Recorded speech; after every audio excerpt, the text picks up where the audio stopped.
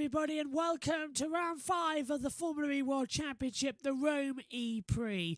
We've got a lot of action coming up for you as well. Reminder, we haven't got the highlights of practice, but we have got highlights of qualifying. Plus, Jack Pickering is trackside for us as well, bringing us all the interviews as well, courtesy of the Formula E Zone as well, where you can check out our post-race productions on there as well. And thanks to all the guys over there as well for giving me such great interviews and letting me use them as well on your great channel. The link, by the way, to subscribe to Formula E Zone is in the description below and in the live chat too. So please do go and give them a subscribe and a follow as well. They do amazing work and they are trackside and officiated journalists. It's amazing that they've let me have access to their interviews as well. But this is, of course, the second race of a double header. Let's take a look at how the championship looks coming into this round. It's the 5th round of the championship here today, the last one in Rome before Monaco rounds out as April. May only has Berlin as well as a double-header. Jakarta and Vancouver separated by a month. Double-headers round out the year with New York, London and Seoul in South Korea. The season ends on the 14th of August this year. In the Drivers' Championship, Eduardo Mortara leads by only a few points to Stoffel Van Dorn as well. 3 drivers all within the same 40-point bracket as well. The top 5 really close together. It's anybody's guess who could be the world champion this year. We're 5 rounds in and still no clue. In the second half of the page, it's Sims, Turvey, Sette Camera, Tictum and Giovinazzi, still with no points on the board. Da Costa desperately trying to break into the top 10. And in the Constructors' Championship, Mercedes and Rocket Venturi Racing, the 2 closest teams as well. The only 2 teams without any points, Neo and Dragon. Okay, yesterday was a bit much of a usual typical Formula E race as well. Clear winner though with Mitch Evans, starting 9th, took victory as well. But there was a lot of bashing up and down the field as well. A big accident on the opening lap, nearly stopped the race, but thankfully everything was okay. Let's hear from the top 3 podium finishers as well as Eduardo Mortara and Sam Bird. They've been speaking in the press conference and then afterwards they spoke to Jack Pickering. Firstly, huge congratulations. I want to talk about the your first attack mode.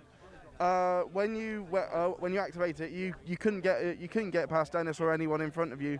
So what made the difference a little bit later on in the race compared to that first go where you couldn't get through? I couldn't overtake him, but I think he was using a lot of energy to keep me behind, which then probably hurt him later in the race because he was quite a bit down on energy. Yeah. It was not easy to overtake on attack, really not easy.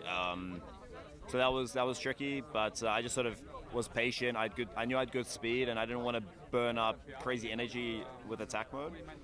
But also, it's the time you want to make ground, right? So it was not easy to manage, but it all sort of fell in my way in the end, so it was okay. The qualifying pace just hasn't really been there so far this season. Is it something fundamental with the car that it's a better race car than the qualifying car? Or is there places where you think that you could get right up the front again? I mean, to be honest, I think today we had really strong pace in quali, but we went for a bit of a unique tyre strategy. We opted to stay out and leave the tyres on, and it hurt me. My first lap I was quickest, and then others boxed, put in a fresh set of tyres on and went out. We thought we could get away with staying out and doing consecutive laps, but it didn't work out. So I was, I felt like, yeah, the rest of the season so far has been bad for qualifying, and that's on raw pace, but today I should have qualified further in the front. So, and I think what you saw in the race was more of a true showing of what the car was capable of today. All right, Robin, you started second, you finished second, but you led a lot of that. So are you disappointed that you didn't take the win today? I mean, always a bit disappointed that I didn't take the win.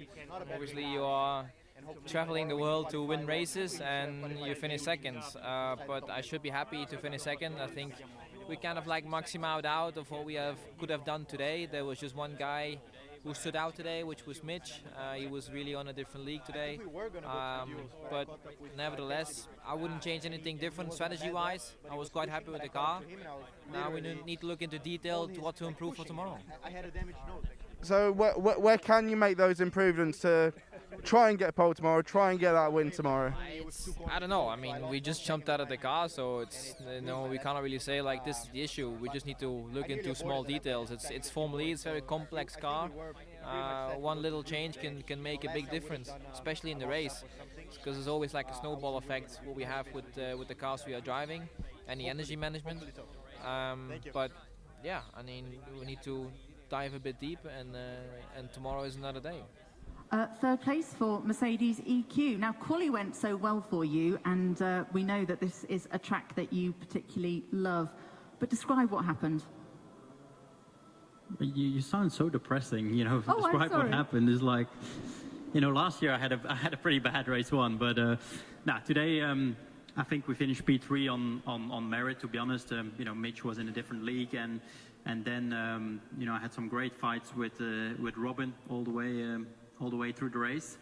Yeah, I think I was, you know, feeling fairly okay in the car. I think there was nothing really particularly wrong compared to, you know, the guys that I was kind of having around me. And obviously with Robin, we had to you know, to use a lot of strategy with the attack modes to try and fight our way back into position.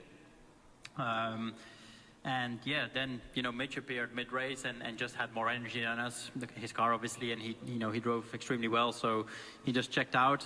And then, yeah, I'm fairly satisfied, I would say. It's been a good day with pole position and a P3, and the good thing is tomorrow we have another chance. Damage limitation, I think, today. Qualifying didn't work out fantastic for you. You're being knocked out in the group stages, but it was 6th or 7th? I think, yeah. It's still a decent result for you at the end of the day. It's more points, and you're still leading the championship. Yeah, I mean, definitely it was a difficult day.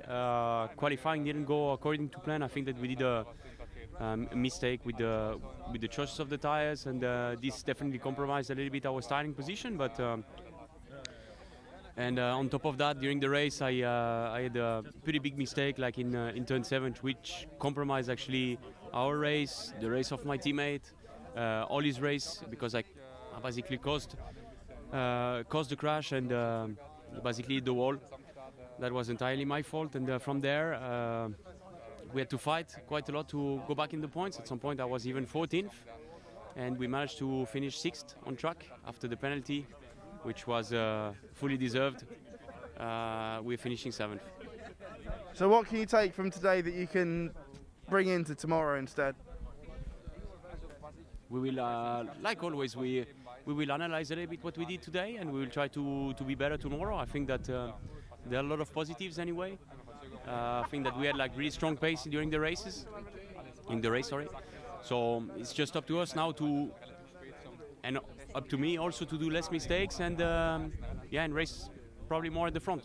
Your aim was top 5 accomplished. So the pace is clearly there. So where do you need to get it in qualifying to be able to fight that? Yeah. Anywhere better than I qualified. It was terrible. But it was kind of out of my hands, wasn't it? I mean, people saw what happened, so not really much I could do about that. But yeah, I think if we can qualify in the top 5, you know, who knows what can happen, but we're looking at some decent points, barring a disaster. So yeah, shame today, but pleased that we've come away with some points. What's the difference between the first 3 races and then you've come to here? Obviously, this is a track that you love. Jaguar's always performed well here.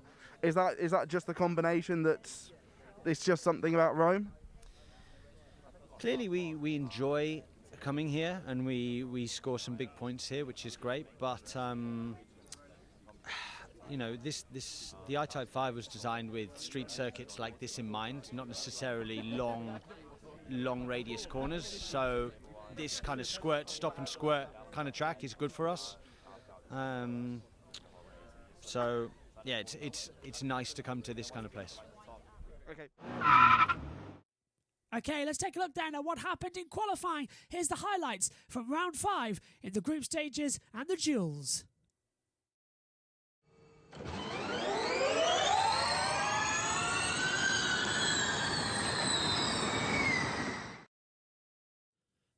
Green light then is on at the end of the pit lane, and the first part of qualifying is underway. The group stages of qualifying in this session: Eduardo Mortara, Robin Fries, Nick De Vries, Andre Lotterer, Jake Dennis, Sam Bird, Nick Cassidy, Oliver Rowland, Maximilian Gunther, Oliver Turvey and Dan Ticktum. He was second fastest this morning in the practice session. Only one red flag.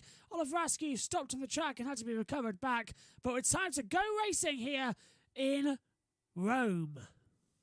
Okay, so everyone practically doing what they did yesterday, going out, doing a run, going back in. So at the moment, going through to Group 2 and to the quarterfinals, it's Bird, Mortara, Lotter and Fries, the top four. Then it's De Vries, Dennis, Cassidy, Turvey, Rowland, Gunther and Ticktum from 5th down to 11th. Everyone's just changing their tyres, go out for another run. It's quite calm actually this morning here in Rome. Track temperature is at 17 degrees, air temperature 12 degrees, humidity at 50% as well, wind speed 27 kilometres an hour. It's quite nice out. It's quite a nice atmosphere right now. So, Cassidy will be the first one to reach the line. First sector was okay. Personal best in the second sector. Cassidy crosses the line, jumps to P3 as well. De Vries is next. He jumps up to the top spot. Cross the line comes Bird. Bird goes top now as well. Then it comes Dan Ticktum. Can Ticktum go through as well? Dan goes 8th only. Across the line, Mortara goes 3rd as well. Here comes Gunther. Gunther going to cross the line now. Gunther goes 4th. Now it's Turvey. He stays 10th. Now here comes Dennis. Cross the line. Dennis goes top now. Here comes Lotterer. Lotterer goes top. Here comes Fries. Fries goes top. Last one on the board is Oliver Rowland. Can he go top across the board? Rowland only goes 7th. So once again, the top four change. Fries, Lotterer, Dennis and Bird, the 4 cars through to Group B. And going on to the quarterfinals. Green light is on then at the end of the pit lane. Group B is underway. And in this session, you'll see Stoffel Van Dorn, John-Eric Verne, Pascal Verlaine, Mitch Evans, Lucas de Grassi, Antonio Fitz da Costa, Sebastian Buemi, Oliver Askew, Alexander Sims, Sergio Santacamera, and Antonio Giovinazzi down the order. And Lucas de Grassi, at the exit of turn 3, has hit the wall. He's scraped it and he's damaged the onboard camera as well. Should be okay though, but that's bad news in this session. Verne top, Evans set a camera Verline with less than 5 minutes to go. Okay, so Giovinazzi's missed the checkered flag. He won't do anything in this session, but Alexander Sims crosses the line. Sims takes the checkered flag, goes into 8th position as well. Next up, Stoffel Van Dorn, 7th in this thing stand. Can he go any better? Van Dorn goes top. Now, cross the line, comes Mitch Evans. Evans goes top. Why didn't they just ask Evans? Jean-Eric Verne is next. So Verne next to cross the line. P3 on the board. Verne crosses the line now and stays 3rd. Now De Grassi coming up and then Da Costa. So De Grassi goes 5th. He's out of it. Da Costa next to cross the line. Da Costa goes across then in 4th. Then it's Verline. Verline goes 2nd. I can't see who's in front of Verline though. And the checker flag to the camera last across the line as well. Askew goes 9th. And the 99 Gio's already taken it. So it's Evans, Verline, Van Dorn, Verne, the top 4 going through. Da Costa, Sete Camera, De Grassi, Boemi, Askew and Sims out of it. Evans still there as well. And Sete Camera out of the lap time. Wow, Evans, Verline, Van Dorn, Jev, the 4 drivers going through to the duels. Oh, and Sete Camera is actually in the wall. Down at turns 12 and 13. Sete Camera is in the wall, and that is going to delay qualifying. And full course yellow in effect. How's he done this? Locks the rears and just misses the apex, hits the wall hard.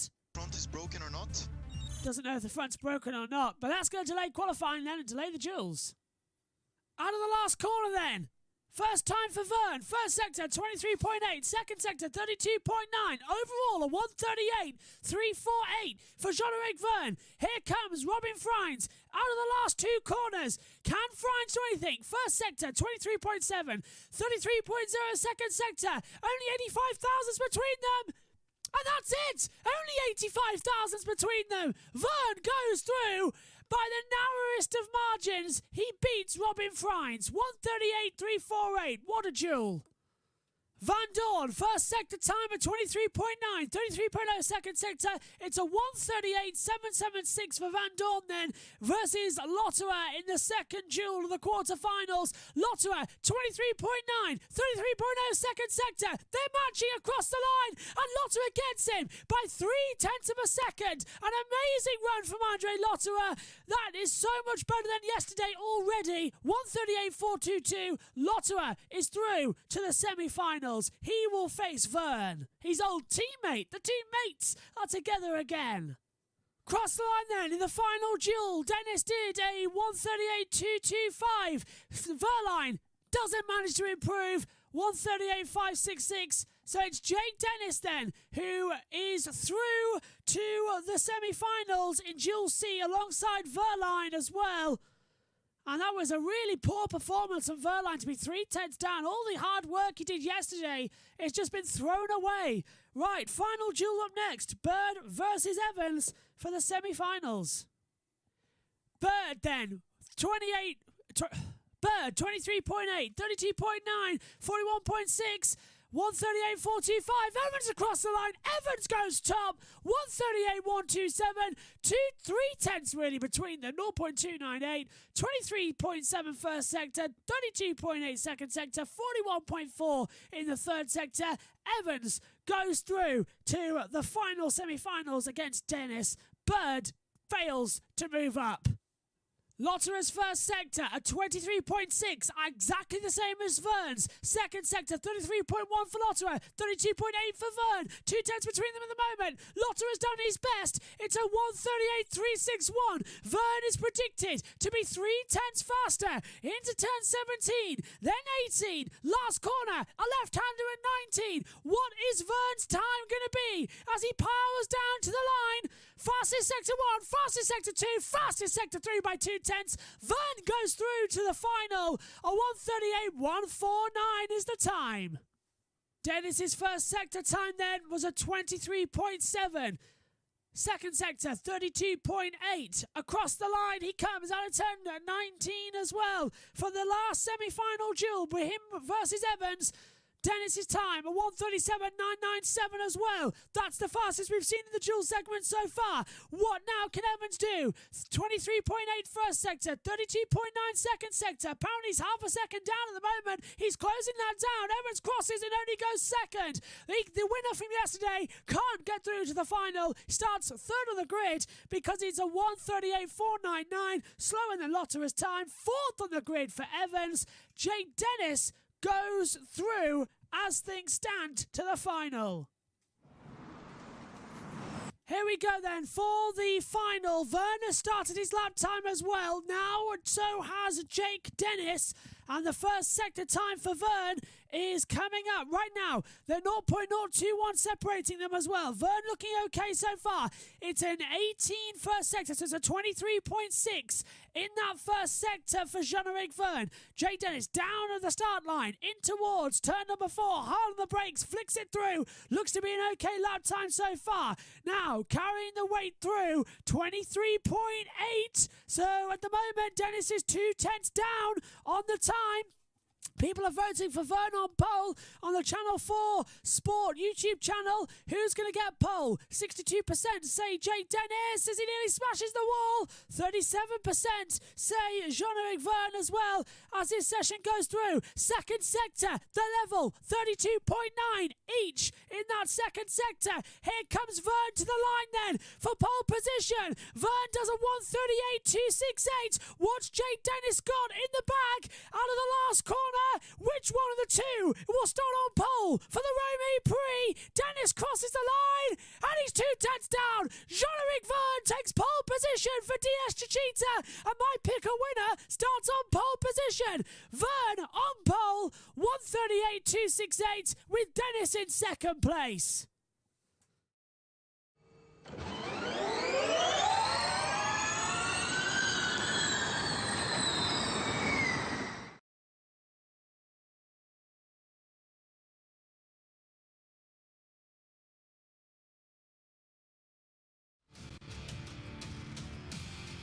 Hello everybody and welcome back to Rome. It is round 5 of the 2022 ABB FIA Formula E World Championship. Yesterday was round 4, a double header in the Eternal City, and look at the fantastic combination of old and new. Now Roman gladiators become electric gladiators, and we saw exactly what it was like yesterday when they made contact with each other. The opening lap going to be absolutely fantastic. Here's the starting grid then from back to front. Oliver Turvey starts 22nd on the grid for Neo. He's alongside Antonio Giovinazzi on home soil. Dan Ticktum is 20th. Alexander Sims is 19th. Nick Cassidy 18th alongside Oliver Askew 17th. Max Gunther 16th. Sebastian Buemi is 15th as well. Nissan locking out that row of the grid. Oliver Turvey 14th. Nick De Vries as a penalty. He's down to 13th place. 12th on the grid for Lucas de Grassi. 14th. Not Turvey. Unless there are two Turveys and I missed something. Sorry, my fault. Yeah, Nick De Vries is 13th. De Grassi 12th. Mortara 11th. And then back in to the top 10 with the 5. I don't know why Formula 1 and Formula E grids just can't go from front to back. It makes it so much more easier. They used to do it from the front, and I think they're trying to build anticipation for the people who didn't watch quali. Doesn't work. Yeah, Sete Camera rounds out the top 10. Very good lap, actually, in the Dragon. Should be nowhere near there. In a car that's basically a year old and kind of made of spare bits in the back of the Dragon Penske shop. Yeah, Sete Camera 9th. So 10th on the grid. Da Costa 9th. Van Dorn 8th on the grid. Pascal Verlaine starts in 7th place for the Tag Heuer Porsche as well. Top 6 then. First 3 rows of the grid. Robin Freins, 2nd yesterday. Takes over in P6. Sam Bird qualifies inside the top 5. Exactly the same place he qualified yesterday, I might add. And he finished yesterday. P5. He qualified 13th. Oh, finished 5th. Row 2. Evan starts 4th. Lotterer starts 3rd. It's always good to have you here, Ed. You keep me on my toes as he comes through. Evans is 4th. Lotterer starts 3rd on the grid then in the second Porsche. Can Lotterer win finally today and stop being the bridesmaid? Probably not. It's pretty much what it goes forward. Jay Dennis for Great Britain starts in 2nd position as well, looking to be absolutely fantastic if he can get that launch away. And it's Jean-Eric Verne who lines up on pole position. Might pick a winner as well as Ed's holding up the car going forward. This is the tense moment then, Ed, as they come ready to the grid as well. The anticipation is in the air. It's a lot from the dummy grid to the full grid, of course, first. It's a lot sunnier than it was yesterday. Track temperature's up to 15 degrees. Air temperature's 15 degrees. Track temperature's 37 degrees. I'm really having a moment here, Anna, as I come through. But it's a lot brighter, clear skies, and a few people with the tops off over there in Rome. Yeah, okay, let's not talk about Roman fashion trends. But yeah, certainly the weather's better, the crowd is out, the sun's out. It could change the temperatures, especially for the tyres. That could be quite important. You don't want to overheat the tyres. We might even see some of the battery temps start to creep up, but these teams are very smart. They know exactly how to manage that sort of thing. Stronger together, it says, on the halo of the Porsche of Andre Lotterer in 3rd. And certainly he'll be hoping that Verlaine can come through and live up to that little motto. But they've got the 2 Jaguars and Freins in between them. So that's certainly going to be quite difficult for Verlaine to overcome. But Lotterer, if Dennis and Verne battle too hard, Lotterer could be there to take advantage. So Lotterer, as you say, always the bridesmaid. He's got at least 3 second places with Porsche to his name now. He wants to go one better. A Podium's looking good today, but if Verne messes up with the energy, if Dennis uses too much like we saw yesterday, Lotterer could be in the box seat. He's just got to keep both Jaguars behind, but we know how quick they are around this Rome circuit. They do indeed, we do. As they come up then to the main grid, Josh Plays already put the Formula E Zone channel in, link in the description. Please go subscribe to them. A Josh fantastic Plays, channel. Thanks for doing our free advertising for us, Josh. Absolutely. SHT says Sete Camera outperforming the car, qualifying P10 ahead of the 2 Venturi cars. Josh Plays says my light system is set up properly and that's fantastic. Vincent says hello Joshua and Ed. I thought I was going to be late, but seems the race is still not started. So yeah, I'm late, not late. And hello to Synthel, time for FE. Cars ready. Verne pointing already towards Dennis. Beautiful blue sunshine, all ready to go here in Rome. Nick De Vries lines up on the grid. Yeah, there's just the red tail lights under the bridge that Nick De Vries has got to judge where the spot is. That's ridiculous. Look, visibility looks bad on the camera. It's probably slightly better with the, but of course the visor is quite tinted as well. Yeah. So I think. But anyway, it's a year to the day. Doesn't Jean-Eric Verne won last year in Rome? Second time lucky as well in 2022, Josh. Lights are about to come on. 45 minutes plus 1 lap. Stand by for action then. Green flag at the back. The 2 green lights are extinguished. It's Vern on pole position. He starts on the left-hand side. On the right-hand side is Jake Dennis. All 5 lights are on. We go racing in Rome. It's a good start for Vern. Dennis gets the better getaway and the run down towards turn 1. Vern cuts him off. And now Lotterer trying to go around the outside. Lotterer going for an absolute mad move. Lotterer's nearly going to get through, but Jake Dennis is playing no one's full. Contact from the back though as well. Alex Sims has lost his front wing with contact. Now, cross your fingers and join with me. Are they all going to get through turn 7 safely as they head down? Over the bump for the first time, Ed. It's a clean start from everyone so far. Apart from, as you say, Alex Sims, typical horrible luck for him qualifying at the back. That's exactly what happens. But Lotte are very aggressive on this first lap. As one of the Ventures, that's Mortara getting around the outside of Sete Kamara. And there's a little bit of debris being kicked up by some of the tail enders. De Vries had to. He thought about a move around the outside of Degrassi. Thought against it as well. Roland still in 14th position as things stand. Vern leads. Dennis, Lotterer, Evans, Bird, the top 5 at the moment as they head down out of turn 11. No, into turn 11 and 12 now. This tight chicane area that everybody really worries about, causing big accidents as well. Down through the city centres and into the traditional part of the Rome circuit that everybody loves. We've had so many starting grids that you can actually still see the grid hatchings as they come into their Fairmont. Is it the Fairmont? That's not the Fairmont hairpin, is it? What's the building? No, it's the Marconi. The Marconi Tower, hairpin, yeah. Or obelisk, as Jack Nichols likes to call it. It's a big obelisk. I guess like the thing from Space 2001 was an obelisk as well that made all the monkeys turn into humans. Gunther's dropped to 22nd place. So Gunther with a problem as well, and he is second race in a row that Gunther's hit trouble. Yeah, and Sims still going in front of Cassidy despite damage to the front wing, so he must have just lost the wheel fairing. Yeah, so that's okay then. Good news. Lap 1 is complete. We're on to the second lap then as well. Actually, a bit too early to say that. They have completed the first lap. Our timing screen's not showing they've completed the first lap though. But they have. They've crossed it. They've finished control line. So remember, start finish is in a different spot to the start line's different spot to the finish line. So they've still got another half a lap. Because it's the extra, and look at the damage to Sims. Yeah, the wheel fair, it's hanging by a thread, that front wing, so he needs to be pretty careful now. It's a sort of situation that Bird and Mortara found themselves in yesterday. And speaking of which, Evans having to go to Lotterer now. Trying to look Jaguar is attacking. Yeah, Jaguar really want a better result today as well. Evans P4, he got the win yesterday, but Bird wants a podium. He was so hungry. He hit him in the pre-show as well, saying he had to get qualifying better. That was with Jack Pickering as well. He did manage to get top 5 in qualifying. He wanted to do what he needed to do, get through as well with the duels. But as far as I know, he lost out to Evans as well. The 2 Jaguar teammates went side by side. Now they're still side by side in this race. As so far, only one's hit trouble as Gunther's left the pit lane. But Giovinazzi's dropped back. So Sims, as you said, Ed, must have just lost the wing fairing. He's still going in 17th place. Yeah, so the only big movement in the top 10 is Mortara getting past around the outside of Sete Kamara. So I expect Sete Kamara will be defending from Degrassi for the next phase of the race. But fair play to him. It was, as Sinful said, an absolutely exceptional performance in qualifying. We don't talk about Sete Kamara enough, I feel. Yeah, I feel like in a better car, especially with DS, when they get on board for Gen 3 with the Dragon team, they'll be hoping to hold on to Sete Kamara and he could become a really, really big asset. Or if, say, they want a bigger name driver, not that Sete Kamara is not a big name, of course, because he's big in Brazil. He's got a big fan base there. But I think one of the other teams would definitely benefit if, say, Da Costa moves from DS to a McLaren Mercedes, if it indeed becomes that, or a McLaren. Yeah. Well, they won't be using Mercedes engine, it'll be Nissan BMW. next season. Oh, is it Nissan? Mercedes I thought it was completely going, yeah. Yeah. So deals yet to be signed, of course, so there's a lot of driver movement for next season yet to be decided. But Sete Kamara is certainly putting himself in the shop window, putting the Dragon in places it doesn't really deserve to be right now.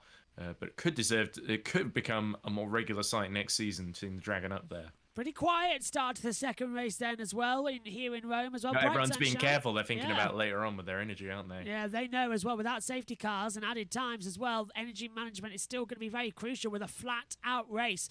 Are these cars equal? No, they are not. There are certain teams as well with their own powertrain that they're pretty much equal across the board. You'd think they would be equal, and we're at the end of the Season 8 rules cycle, so they're certainly... But the cars are all carryovers from Season 7, essentially. So it's the only thing has really been developed, the setups and the software, basically, have been changed. But the actual hardware is identical to midway through Season 7 when they all introduced their new cars. As look at Dennis, he's starting to get on song with Vern a little bit now. There's a bit of a train. He's a little bit wide. Here John comes Lotter. Oh, look at this. Lotter got such a great exit there as well out of the hairpin. It looked like he was running side by side with Dennis. He backs out of it, but Dennis, I think, went a little bit deep and didn't get the acceleration. It's almost like Dennis got sort of in the wake of Vern and went a little bit wide, and Lotter was sort of going for what became the outside for turn 15, 16, or whatever it was, just after the Marconi Tower. Attack mode's been activated. You can use that twice in this race, each lasting 4 minutes. Who's going to go first then? Because it's really who pulls the trigger first really starts the countdown basically, and all the others will start responding or indeed staying out and thinking about later on if they can hold position. That's what we saw Frines do so brilliantly last time. And Frines at the back. I know Frines has got somebody right behind him. How far is Verline behind him? About half a second. So, there's no real big gap, apart from, of course, at the very, very back for, I think, Tictum, Giovinazzi, and Turvey have all got big gaps between them. Turvey's about 9 seconds behind Tictum, so Tictum could easily... He's got the fastest lap at the moment, 1:44.9. I'm sure we'll see that bettered. But Tictum could well be the first one to go into attack mode to try and gain some places here. With Nick Cassidy right in front of him. Stuck down in 19th position as well at the moment. Dan Tictum, after a poor qualifying performance, wants to improve up the order. Bird is sitting in. I wonder if Bird... Is that Tom Dillman? It looked like Tom Dillman. It was, he's the reserve driver for Jag. I look like Tom Dillman. Yeah, I definitely think it was, actually. He's wearing a mask, though, so his facial features... It's absolutely brilliant to see Tom Dillman actually still in the FE paddock, because I thought he was really unlucky to lose his drive to Degrassi at Venturi, because he won in Berlin, let's not forget, and he waited so long for his chance, got one season to prove himself, and I think actually put his elbows out, did a really solid job for the most part. And there we go. Fastest lap then for... Oh, it's actually going down the field again. It looks like Frines, Seti Kamara, and now... Degrassi, now Sims gets fastest lap. Turvey, Giovinazzi and Turvey have just dropped down the order, so something's happened to them further back. We know already that into the pit lane was Gunther. Not sure what happened. I'm presuming it could have been a puncture. Like, they may have taken some damage. Seti Kamara being passed by Degrassi now. Yeah, and Degrassi is keeping on the inside line. He's taking him. Yep, so that's Degrassi to 11th and Seti Kamara down to 12th position. But is it for long? Because look at that. Degrassi had to complete the move in the braking zone. And Lotter is going for Dennis. Lotter, we need a different camera angle because Lotter is going for Dennis. Here it is, look at this. Dennis had such a poor exit out of that corner. Lotter is going to send it to the inside, lay on the brakes, and Lotter takes second. And can Evans capitalise on this? No. So Lotter, a sweet move. And now the two best mates, the two brothers of Formula E, Vern and Lotterer, are 1-2 in this race as well. Yeah, there we go. So, Lotter, like we were saying, this could be the day then, but it's only John-Eric Verne that separates him from victory at the moment. Is Dennis saving energy, or do we think he's actually struggling there? I think based on yesterday, I think this might just be the pace of the Andretti. Really good over one lap, but in the race, Dennis has to save to get that BMW powertrain to the end of the race. And speaking, available. Speaking of powertrains as well, we know that the Porsche powertrain can win now as well. And if I was Lotterer, I would go for attack mode and try and pounce on Vern, because no one's going to blitz first. We've got to build the gap to Dennis first, though. And in fact, just ahead of Da Costa, Van Dorn has got a little bit of a gap he's built. So I wonder if Van Dorn will go first as we see a replay of that move by Lotterer. You can see this on your screens as well. Incident involving car 22 Gunther and 29 Sims. No further action after investigations. That was the contact down at this part of the track at turn 7. Sims, I think, hit the back of Gunther then, so Gunther's out. And that's 2 races in a row where Max Smith and Gunther had horrible luck. So I hope he enjoys the Lego car that I made for him. No, I didn't make. I gave the Nissan PR the instructions and the stickers, and he bought the parts himself. So good on him. Well, basically, you got it for him. Basically, you secured that. Yeah. I showed them the way, and they follow. So that tends to be the way the Lego Formula League. Can't wait to build the Gen 3 car. Look at Dennis. It comes out in Monaco. But here we go. We got to focus on the present now, Josh. We can't be thinking about Lego cars. Dennis, Evans is really challenging. Dennis, here we go, up the inside. Nice move on the inside line. Evans goes through then on Dennis. Dennis was trying to have a go. Nearly hit the back as well. Now has to defend from Robin Frines. Yeah, Bird got in late there as well, so it caught him out. This is the problem with pack racing. You could end up getting in contact with the guy behind you. This is the problem with street racing. Yeah, well, both, yeah. So Dennis to 4th, Bird 5th, Evans takes 3rd, but Dennis was trying to have a go on Lotterer, and he was too far back, couldn't make the move. Yeah, and the Andretti's starting to slip back as we saw yesterday. So unless Dennis is saving energy, and we've not seen any percentages just yet, have we, Josh? No, not just yet. Then, and look at the lead that Vern has got over Andre Lotterer already. 1.3. So Vern, I think, might be going for attack mode sooner rather than later. Some battles The two behind you. Mahindras at the back have got a little bit of a gap. Is that some radio, Josh?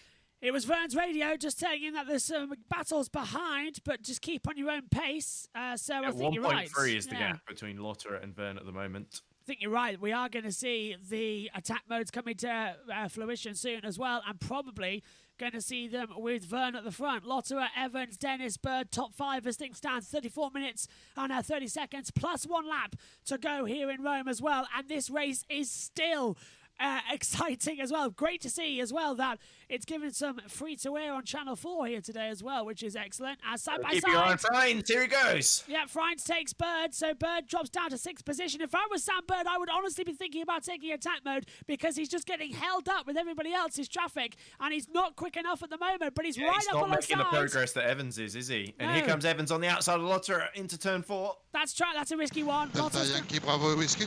Oh, Lotterer nearly squeezed him there. So Yeah. Evans did well to back out there. Discretion, the better part of valor on this occasion. But Evans looking good for another podium. If he can just hold on here, it really needs to clear Lotterer sharpish, though, to stop Vern from disappearing into the distance. Here's a replay of the move on Dennis. Oh, and it was a little Bird bit like we did were saying touch him. yesterday. Yeah. Dennis really didn't have anywhere to go on the outside because Lotterer was defending. And Bird locked up, just tagged the back of Dennis with his front wing as well, but looking not to go sky high. And look at how Evans yeah. judged this. He locked up and almost hit the back of Lotterer, but judged it to perfection there. Evans, the race winner from yesterday, wanting to make it the double, become the first man in Formula E history to win 2 races on the same weekend back-to-back. I can't think of another time that's happened. I can think of 2 times that's happened before. Really? Nico Prost in London season 2. Oh, he did, didn't he? He won the first race because of the qualifying, just right? under And then half in of the the second sentence race, than we him, all so know what all happened there okay. with Buemi and De Grassi coming together and fighting for the Bird championship. did the Nico double Prost in New let York, out hell didn't he? distance. And then New York, Sam Bird won Yeah. both races. All right, which I'll was stand naturally more corrected. impressive. So- All right, first But time in... Evans, I think, has got a harder job here. As Yeah. oh, look at that damaged Alright. car of Sims that is just struggling as Roland now goes into attack mode, and surely Sims is going to have to let him through with his Oh, hang on. second-hand looking Mahindra. It's been a late change, but it's a single attack mode for 8 minutes. As up the inside, Oh, Mortara there going goes on to Mortara Costa. on Da Costa. And they've contacted. Oh! And Mortara with And a Da Costa broken front squeezed in the wing. wall. Oh, And here comes De Grassi as well. Oh, running straight over the debris. shards of carbon fibre everywhere as well. Mortara with no front wing end plate now as well as they head down towards turn 7. De Grassi going to need to make the move as Evans has Québec passed Oscar Bravo Lotterer. Romeo. Evans passes Lotterer around the outside. Now we see further back as well. Da Costa trying to defend from the Central City camera. All sorts of problems going on down that back Full regen straightaway. end of this lap, so adjust your BB. Yeah, your Da BB as Costa you want. really losing out there, and Mortara and De Grassi both finding a way through. But Mortara really had to hold it in there. Da Costa, I don't think, either didn't see him coming Yeah. or just defended over aggressively. It's a And late we saw Da change. Costa lose out yesterday as well, Yeah. didn't we? Yeah, it's a late change as here comes Mortara to the inside. Yeah, Very it was late. a bit late from Mortara, but Da Costa should have really seen that coming, Yeah. I think. It was But far enough luckily, alongside. He able to continue without too much damage. Right, attack mode has changed. It's been changed in the past hour before we looked at the notes, so it's been published again.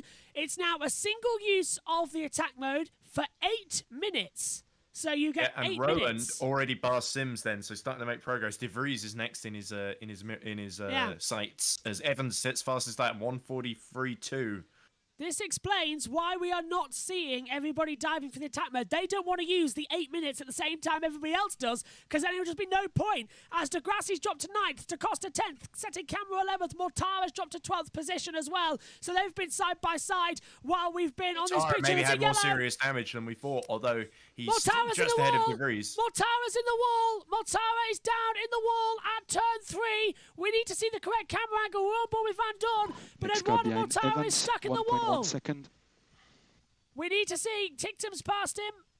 Termi's past him. Now Giovinazzi. We need to see. Oh, well, at the same time, now look at this, round the outside. That's Dennis making contact with Lotta. Lotta on the brakes and just makes the move. But Dennis was Lotta side defending punching from him. Dennis. My having to goodness. put all the anchors out, but Roland is past De Vries as well, so being first into attack mode, He has a bit more he's suck, really starting to so make don't try progress. too hard. Set We'll see cameras this lap next. or next lap. Yeah, Mortara has stopped in that first sector down at turn 3. He can see on the driver tracker, there is now no yellow flags. It must be in a runoff road as Roland goes to 11th, passing Sete Camera on that attack mode that he's got as well. We are back to green flag running, but no sign of anything at the moment with anything more. But Mortara is out of the race, and no explanation from the Formula E teams on the TV coverage why that has happened. Who's that taking attack mode? Is that Verline? It's Yeah. Verline going for attack mode.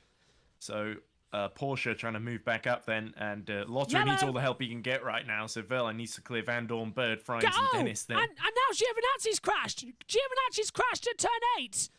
So, and Turvey takes attack mode, and this triggers the safety car. These guys have just taken attack mode, are out of it.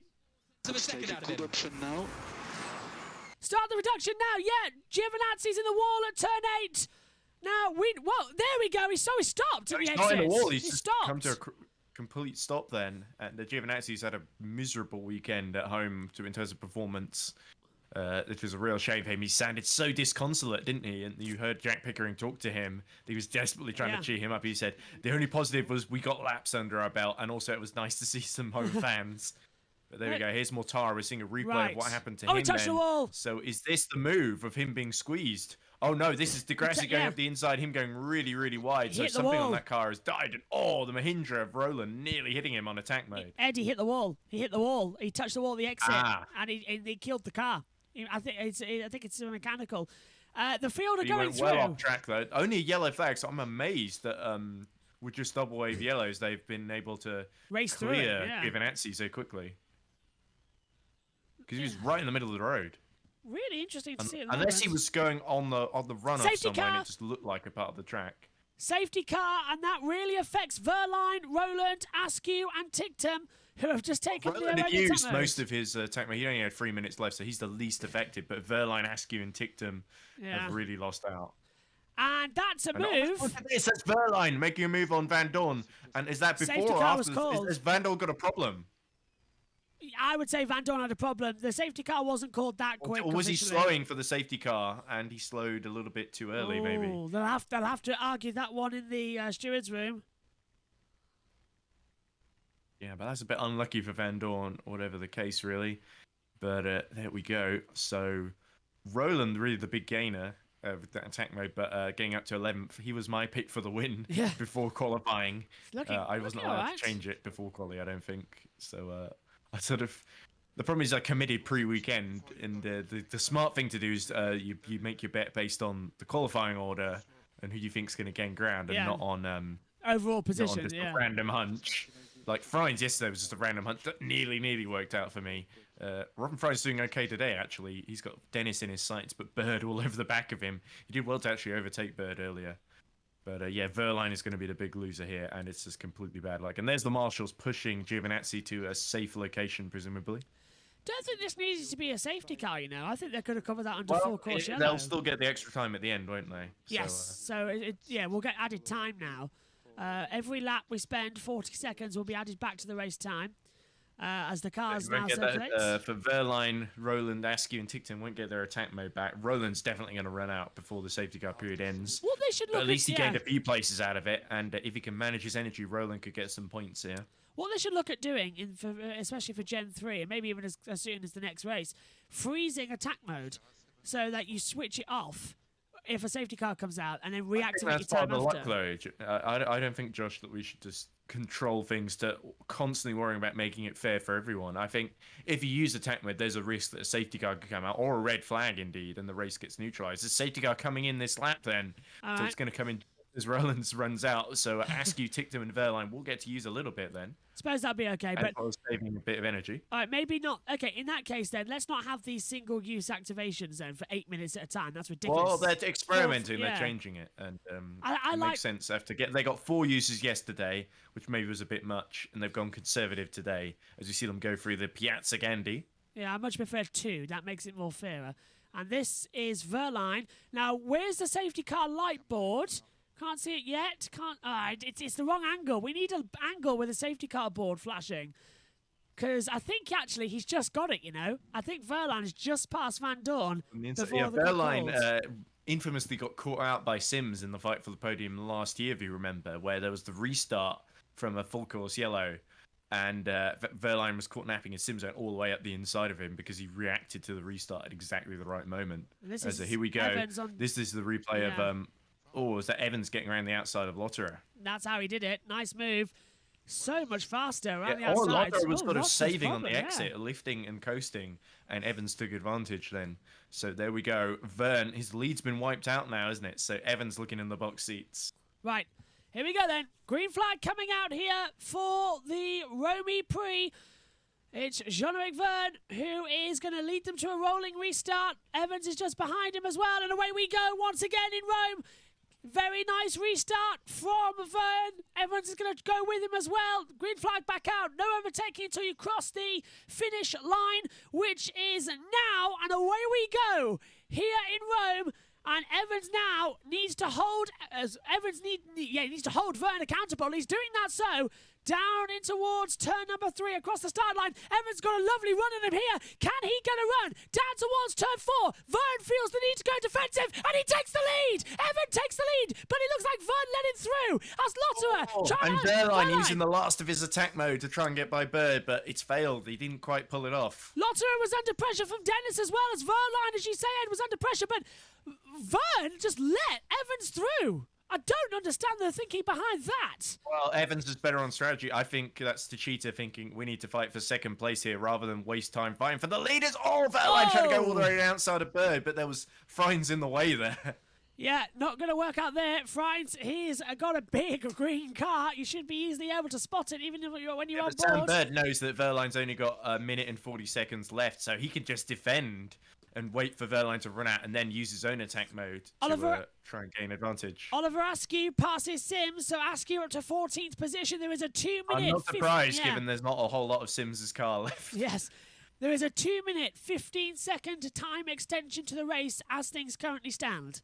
So 2 minutes 15 added on for that safety car we just had. I'll take it! It's on the inside! Cassidy!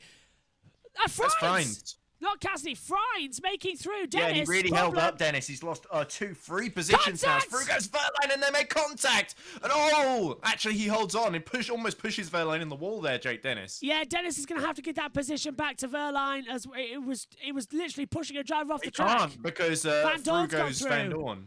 Van Dorn, and Degrassi. Wow. Yeah, Verline lost out big time there, actually. Dennis, well, actually, he only lost out to Van Dorn. Dennis will get a 5 second. Dennis will get a 5 second penalty then for sure. Has to. Absolutely ridiculous. This is a repeat of yesterday with the Costa, isn't it? Yeah, and Van Dorn's now up to 6th, as you say. Dennis trying to 7th. Here's the fan boosters already. Van Dorn looking to the inside of Dennis again and gets through. Van Dorn moves the position officially now up into 6th position. Dennis down to 7th, but Dennis is right with him as well, trying to hold on as they run through turn 6, down towards turn 7 as well. Slightly reprofiled part of the track as well. Vern's radio's open, but we've got that open anyway. Van Dorn in the centre of the track. And it's side by side for the back as well. Who's there? That's De Vries gets a love tap from the back. Askew attacking De Vries there. And there through goes, that looks like Buemi making a move on Cassidy. That was really opportunistic. And Buemi in attack mode, trying to use the last of it. Buemi makes a position then, finally. We follow. I just taking some radio there from Vern, just saying, keep on pressure and take attack. So he's still in the race, surprisingly, because at the back he's just gone into he's using some attack mode. So they are going to use the attack modes this lap then. We thought they might. It's what they needed to. Anyone going to take it this lap? I need to write down the fan boost winners, but it's so looks close. Like Frines. And the Jaguar of Bird. Very late. Go together. Come out as well. well. And Van Dorn is going to come in between them. He just shuts the door as well, but Bird's looking to the inside. Van Dorn slots between them nicely. Bird needs to clear Van Dorn sharpish because France is going to disappear up the road now. Do you want me to go or not? Do you want me to go or not? Only if he goes. Only if he goes. You Vern's being told only go for attack mode if Evans goes for attack mode. My goodness, so they really are asking Evans.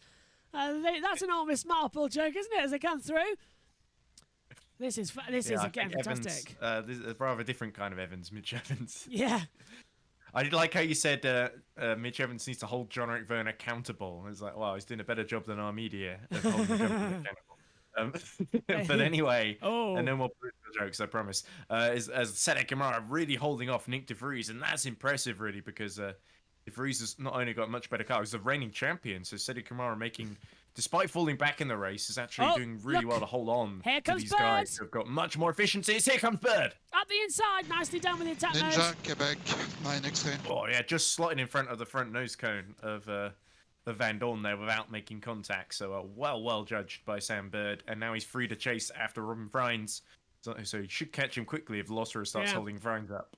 So here's the Fanboost winners then. Jean-Eric Verne has Fanboost, Giovinazzi, Roland, Da Costa. He's out, so he won't get to use it. And Van Dorn has it as well.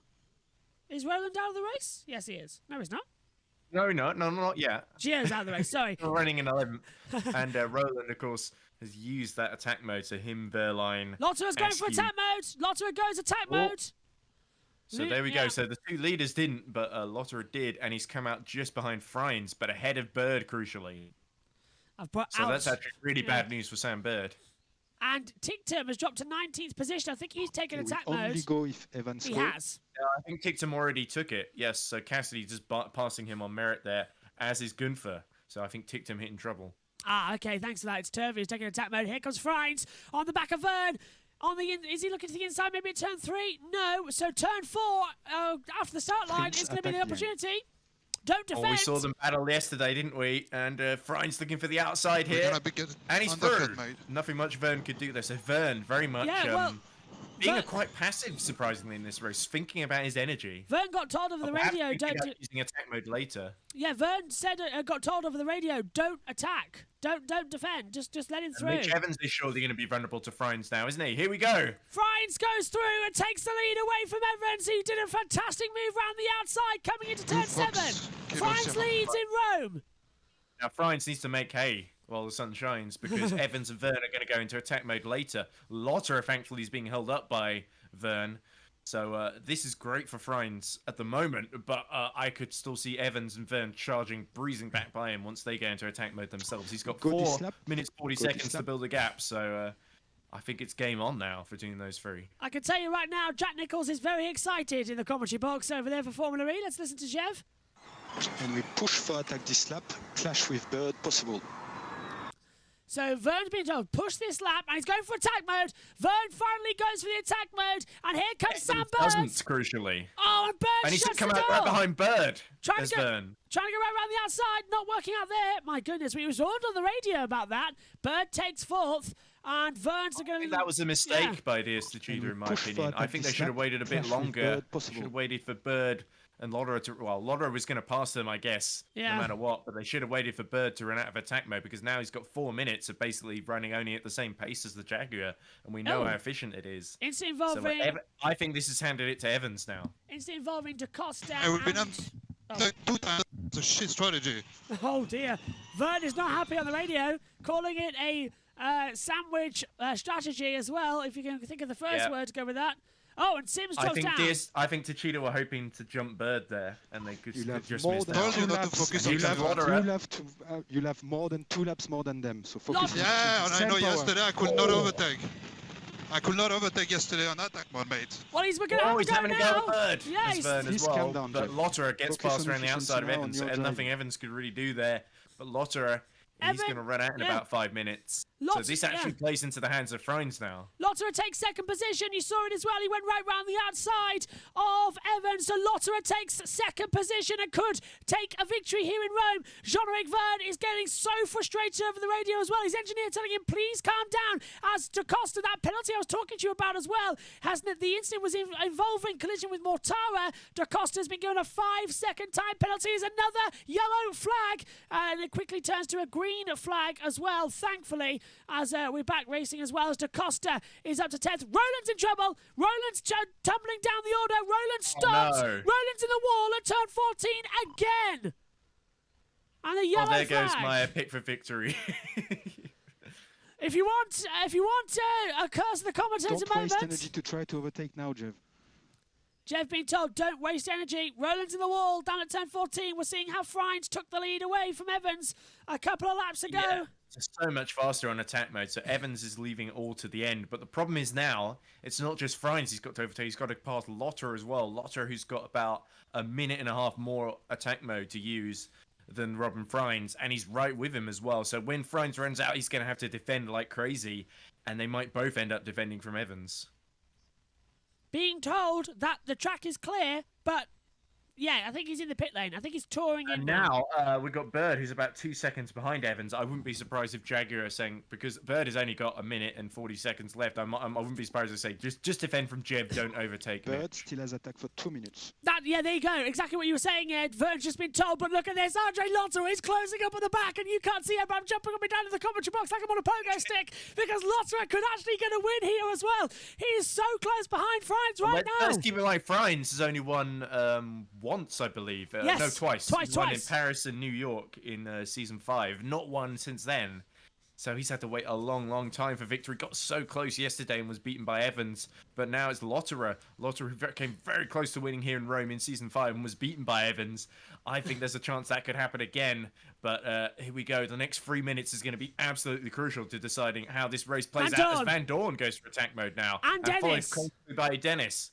So they take attack mode now as well, as Gunther passes to 14th position, passes Cassidy, Askew passes Sims as well, who continues his drop down the field. Remember, 14 minutes plus 1 lap, but there is an extra 2:15 added on, so technically 16 minutes, 15 seconds plus a lap to go in this race. And that's an awful long way. We haven't seen the energy consumption bars just yet, but nearly 90% of the field are on the attack mode as 3 cars are out of this race, and that is Roland, Giovinazzi and Mortara, who have all failed. Frines knows that he's going to be vulnerable for at least 2 minutes, and Lotterer has got to take that to go. As side by side, Verline trying to defend from Jake Dennis, who's just taken the attack mode. There's the percentages, Ed. Who's looking good, who's looking not so good? Degrassi and De Vries actually look pretty solid, as does Cassidy and Turvey near the back, as Cassidy gets by Gunther for 14th. But yeah, Dennis really sliding the rear out as Sam Bird is just about to run out of attack mode, and he's deliberately not overtaken Mitch Evans. Up the inside goes Verline and DaCosta on Dennis. Well, stay out of DaCosta's way. You'll get into the wall if you hit them. Attack will finish. Well, no love lost between these two, between DaCosta and Dennis. Yeah, nothing at all, is there? As Frines is out of attack mode, the gap is 6/10. Now is Lotterer's time to shine here in Rome. He needs to go for a move, and he needs to do it now. He might never be in a better position. Chance, really. He's got to. With attack mode. Look how close he is. Come on, Andre. He can use the energy management to get ahead right at the end, but that's making sure that Evans doesn't overtake the both of them. Evans still yet to use that attack mode. There's a yellow flag. He's got 12. He's got about 14 minutes left in the race to do so. There's a yellow flag. Alex Sims is in the wall. Bird, no more attack. No, terrible couple of laps from Mahindra then, both cars in the wall. At turn 14, exactly the same place. Exactly the same place.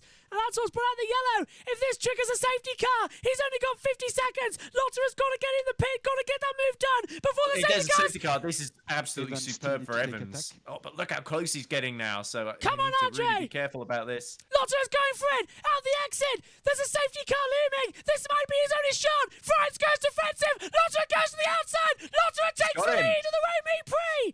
Brilliant. He's got him. He did it. He's not going to be the bridesmaid this time. There's a long way to go, but it could work. He's in the lead. There's so many things that could go wrong here. I wouldn't count my chickens just yet. I'm literally shaking. And yet, we might have a safety car, you know. There's a double yellow at turn 13. It's Vern has just got by Sam Bird now. And that's with attack mode, so Vern moves up into 4th position as well. Bird doing all the work for his teammate there by holding up John-Eric Vern.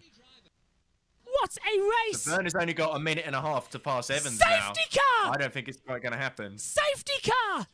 Safety car deployed! That's definitely not going to happen then with the safety car out. So it's almost like we were waiting for Lotterer to make the move before they called the safety car. I know that's probably not how Scott Elkins makes decisions, but he did knows. Feel a little bit like he knows, doesn't he? He knows. Well, Robin Frines will feel a bit aggrieved, like, why didn't they call it just a few seconds ago? So, who's that going to affect most of all? Van Dorn, Dennis, Degrassi, and Cassidy have all taken the attack mode. With 4 minutes to go. Sims right at the back. unlucky once again, although he had just hit the wall and gotten back out again, I think. Yes, or he is did, this attack mode just canning down with him stuck in the wall? No, there he is. There with he the wheel is. facing the wrong way. So yeah, Sims has clearly gone and buggered that one. Yeah, so Sims is in the wall too. Yeah, of course he is. That's why they got a safety car. I thought it was Roland for a second. And the three marshals come out. Well, Roland's just there on the right next to him. He's been taken out some time ago, Josh. Oh, yes. So we'll see another addition in time, though. Yeah.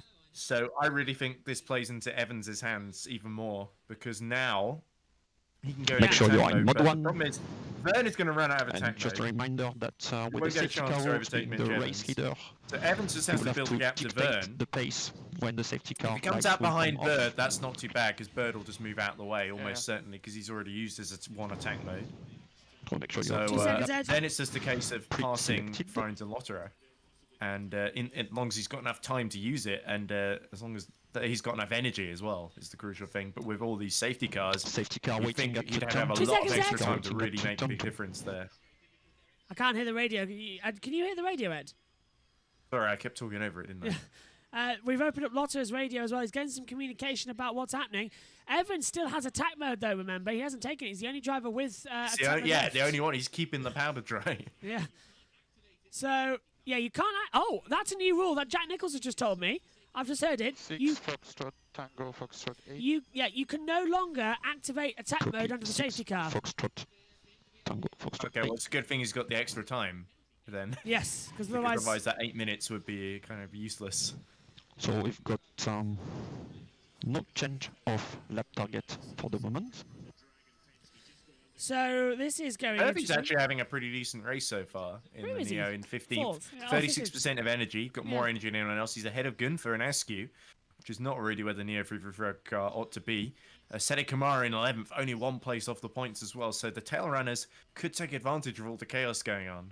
Tensions rising as the cars will get recovered. We should have safety car in this lap, and maybe another 2 minutes. Got to feel a bit for added. Mahindra though, because it's been such a miserable weekend for them.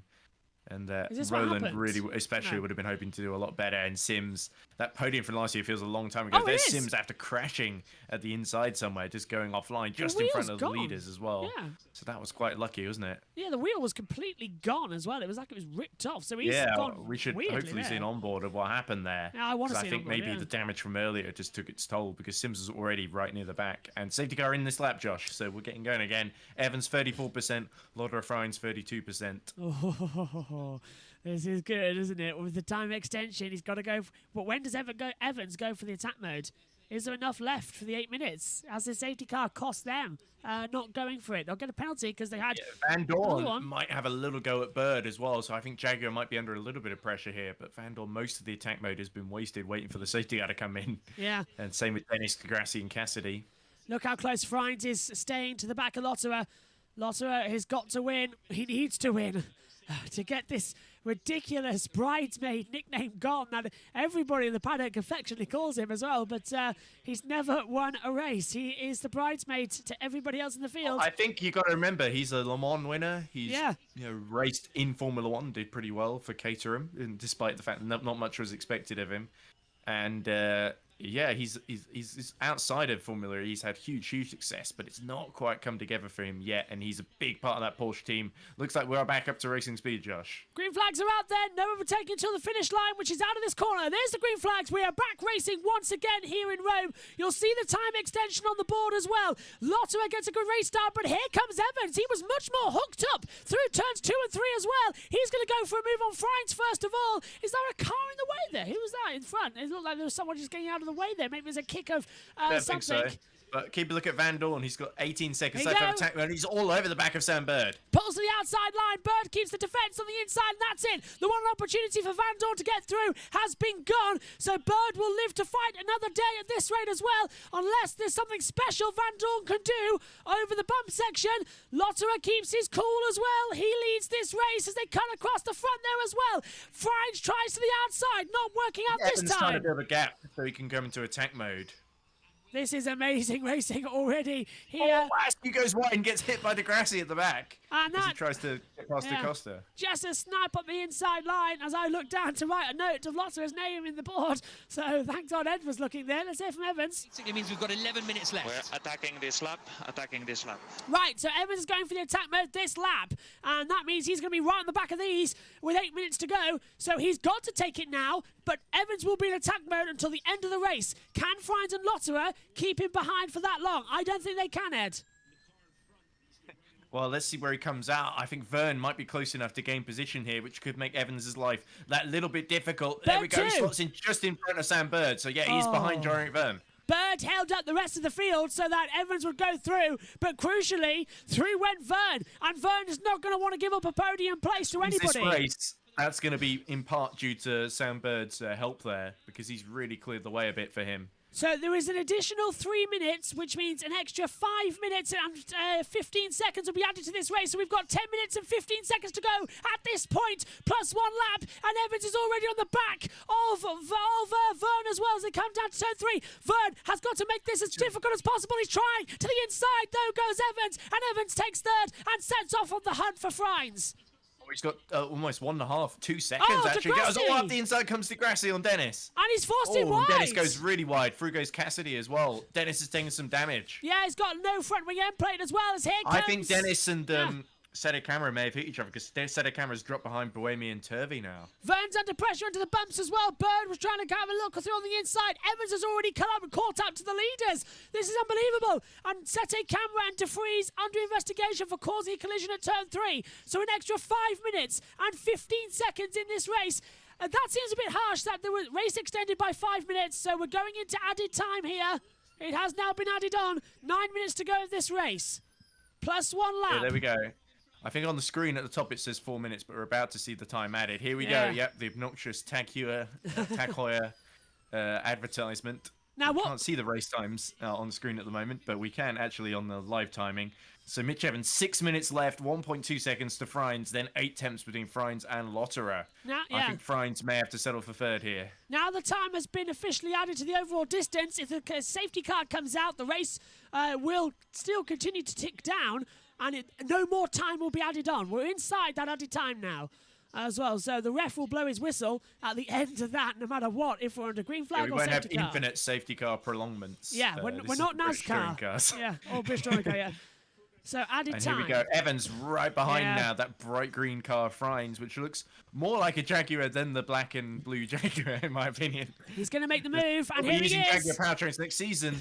But there comes the Jaguar now. Evans takes second position, and now Lotterer is really under pressure. Come on, Andre. I don't think it's going to be possible. Evans is going to do the double here in Rome, isn't he? And the millions of hearts break. Degrassi past DaCosta in the background for 8th. Here comes Evans, though. From him once again. He's going to take the lead. Lotterer's going to have to go defensive. It doesn't work. Evans takes the lead of the Rome ePrix. And Lotterer is left as a bystander, but locks up. Can he make the corner? Yes. Vern goes through. He's passed by Vern. Vern goes through to third position as well. Wow. In France. 5 minutes. This is all about energy now. If Evans uses too much, trying to pull away from Lotterer, he could really be in trouble. So he's got to manage it. He's got to be as delicate as possible in managing this situation. But he's done exactly what he needed to do. 4.5 minutes left of attack mode. So yeah, it's absolutely box seats for Mitch Evans as we thought. And he's in the same position he was yesterday, really, where he's just managed that attack mode, used it later than everyone else. It's not over yet. And Lotterer is staying with him. Lotterer is going to be the bridesmaid then, after all, as I thought he might. Yeah, no, that's a move on the inside. Cassidy gets past. So DaCosta in real trouble now. DaCosta's stopping. Degrassi and now Cassidy too. DaCosta's lost several positions. He's been passed by DeFries as well. DaCosta's dropped big time. He's out the points. Yeah. And there's the move again. Turvey all over him in a second. Look at Van Dorn. He got through on Bird as well, unbeknownst to us, as well as Vern was the big surprise who dive bombed the inside of Friends. Van Dorn snuck through to 5th position. But Friends has repassed him. It is saving energy now. Vern, Look at this. Lotterer and Vern are going really close together while watching this replay, Josh. Get off the replay. Put us on. Here we go. Lotterer's going to go defensive as well. Van Dorn going for Friends as Vern goes for Lotterer. Look up. Whoa. That was really late on the brakes by Van Dorn, and he almost gets taken by Bird as well. But Freins defended brilliantly there. But crucially, Vern up to second now. De Vries has a 10-second penalty for hitting Sergio Sete Camera, but Lotter is already on the back of Vern as we approach turn 7. And Lotter nearly got taken out by Freins and by Vern, who locked up. Cassidy going for the move further back as well, passing Verline for 8th position. It's all changing in Rome. Cassidy's come from nowhere in the division to actually get into the points here. And look at this. This is quite impressive. Evans is and using Turvey more. gets past Acosta as well. So Turvey is in the game for the points now for Nia. That's big. Oh, They next haven't scored with any points at under all 6 this left to go. season. Third place is unacceptable. Lotter has just been told. Lotter feels like he can go for this one. The team feel like he can go for it. Use more. That sounds like Lotterer is going to take a crazy risk to get back in front of Vern. And Vern is on 17%. He's going to be vulnerable in this stage. Yeah. As Evans continues to sprint away. So it's basically no holds barred battle for second now. Vern is creating, Vern's creating a massive It's gap. Vern, Lotterer, Freins, Van Dorn all right together. Lotter has got to clear Vern. It's 1.4 the gap now at the moment. Vern is backing up to save energy, but it's allowing Evans with another 2 minutes to go. The timer hits 0. We are now officially into added time. Another 5 minutes and 15 seconds remain of the Rome ePrix as it ticks down as well. Plus 1 lap, remember. So it's another lap at the end. At the moment, it's Robin Freins with the fastest lap, and Freins really close to Lotterer. Let's have a look at this. I think Lotterer might be in trouble again here. Oh no, it was going so well, and he is. Freins to the inside. Lotterer goes defensive. Freins takes 4th, 3rd. No! I just sink to the floor in the commentary box. You can't believe what's happening right now. As Lotter is staying with him, though, can he at least try and have a fight back? Cassidy's going to go on to Grassi as well. Cassidy has come from It was nowhere. unacceptable, so maybe they'll have to settle for 4th now, or 5th if Van Dorn has anything to say about it. And look at Lotterer! Look, shaking! He's shaking Shaky on the massively. brakes. And Degrassi's starting to fight Cassidy. Cassidy's up to 7th now, past Degrassi. Cassidy has come up from nowhere in this race as well. He's got 60% of energy and he's buzzing around as well. The last 90 seconds of energy for Evans. 60%, not 60%, Josh. That would be quite something. Yes, well, he's been coasting, and that's why he's here. With 16% he's got now. Now down to 15, which is easier for us to say. 4 minutes to go, plus 1 lap. Oh, nearly in the wall there was Verline. He caught the curb, and that chicane at turn 12 and 13 almost launched him into it as well. What a fantastic race this is turning out to be. Evans is going to be the third driver. Bad news, though, by the way, for Neo 333, because Turvey has just dropped to 6 seconds Oh, behind De Vries. So, here we go. And that's De Vries getting past Verline, actually. Doesn't So matter. maybe Turvey can close on... well, no, De Vries has got the 5-second penalty. 10. So, 10-second penalty. oh, it's 10 seconds. Okay, so Turvey needs to stay within 10 seconds then Yeah. for Nick De Vries in order to get that final point. But we've got Verline in between them now, so it's looking shaky. I think Yellow Turvey flag. might not have enough to do this.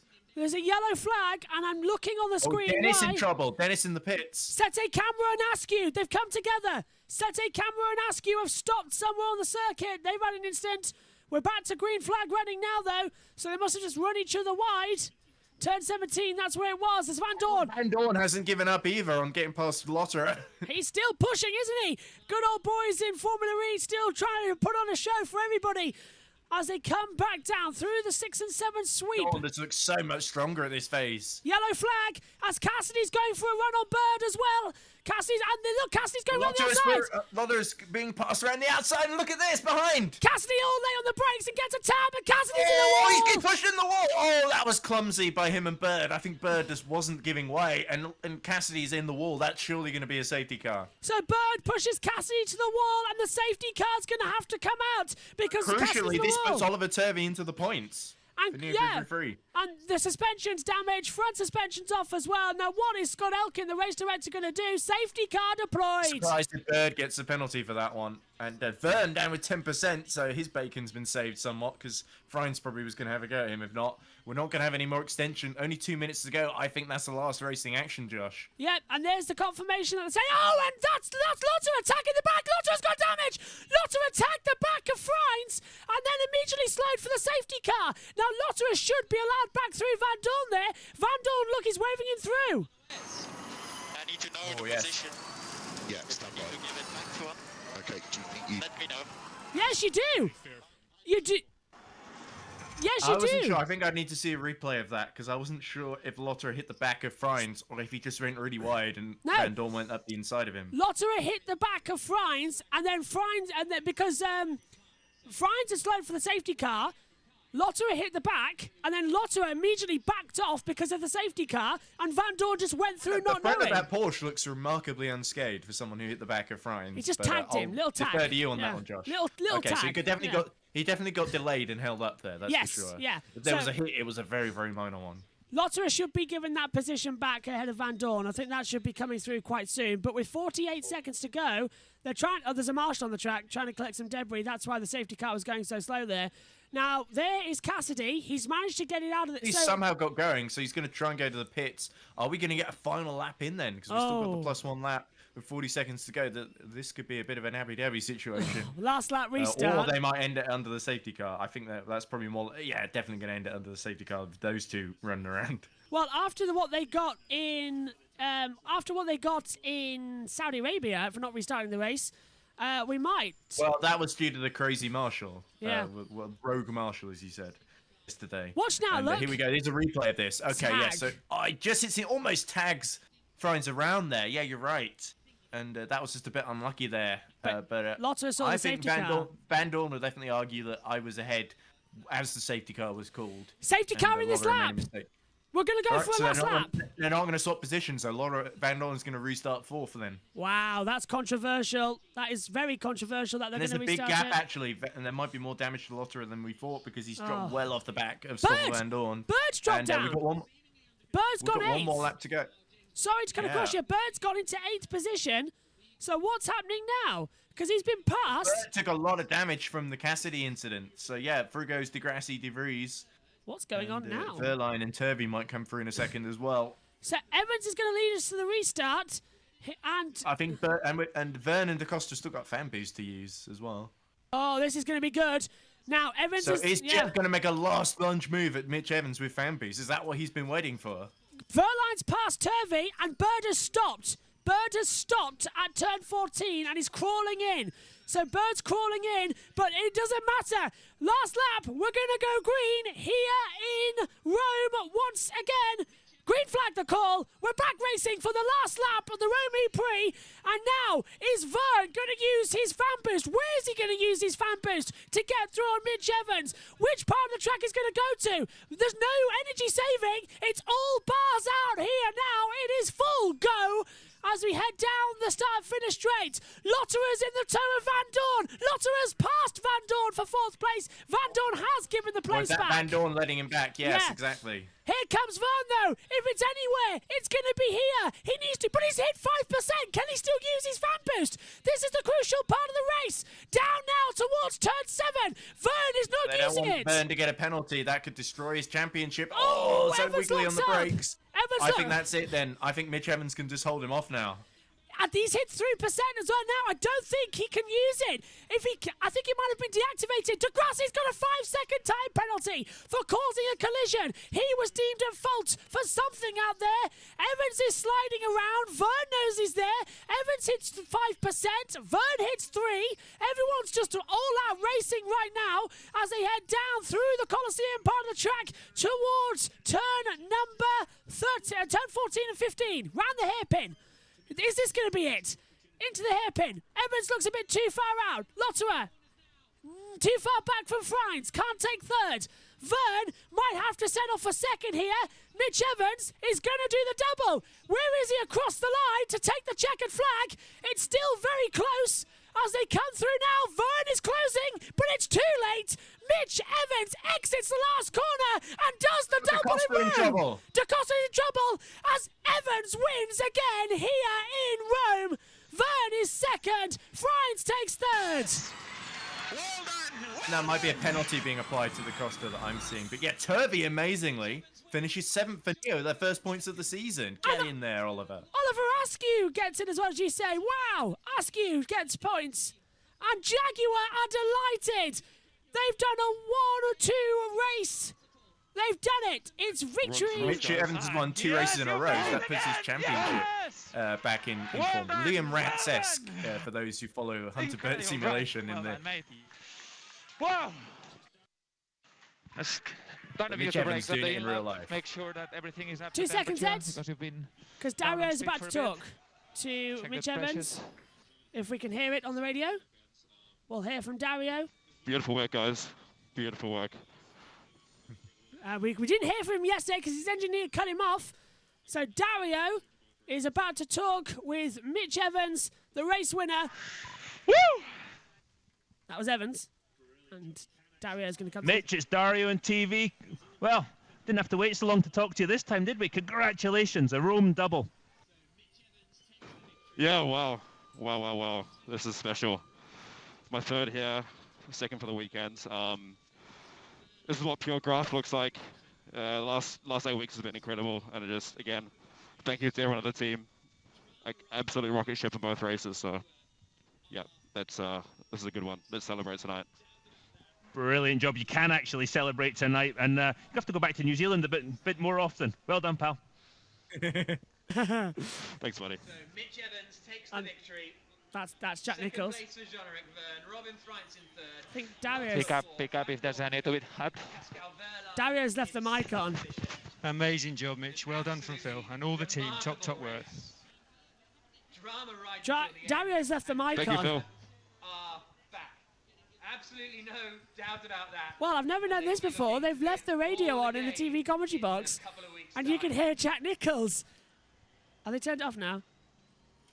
Dario has realised, I think. What a race that was. No, they haven't. The cars make their way back into the, Okay, so I think Dario's put his microphone down because he's using a Coles lip mic this weekend, and I think he's gone to go to speak to Vernon.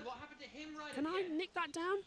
How do I shut The them big up? loser, Da Costa and De Vries, the big losers with their penalties, by the way. So Da Costa 14th, De Vries last, on the road 15th. And Oliver Turvey, I think the big winner already, just doing enough to finish. He did finish 9th on the road, I think, but ended up gaining 2 places to finish 7th. So big result for him in a car that should not be anywhere near there. While there was ever chaos around, Oliver Turvey kept his head, and his reward is a good deal of points. You get, I think, 4 for 7th, don't you? Or no, you get 5, don't you? 5 for 7th, yeah. I'm just wondering, everybody who's listening in on Jaguar's radio right now are only hearing Jack Nicholls. Because it's an override switch, isn't it? I believe so. Can you hear it? But they might have... Mitch Evans might just be Hang on, putting 2 up seconds, with Ed, listen. They've realised. Apologies for the Probably a language bit angry there. at Dario. They're going to hear all the... Ooh, is that bad language? Are they upset about it? Yeah, they said the SHT word. Don't give away our secrets, guys. But anyway, This is exciting.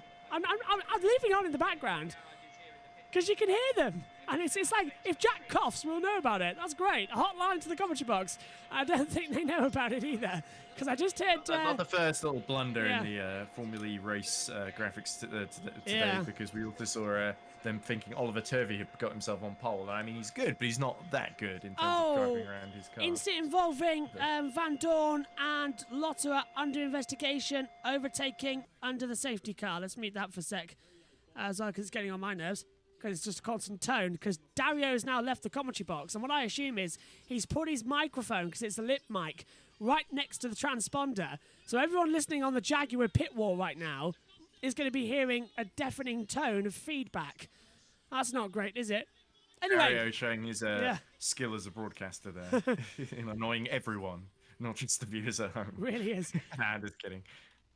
But anyway, in a few minutes' time, we'll be seeing the podium, El Podium, as Fernando Alonso would probably call it. What I want to know is, why is Jack Nicholls still commentating when they've gone back to Vernon?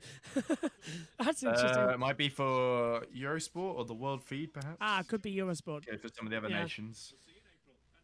Oh, Channel 4 have gone off air, that's why. Oh.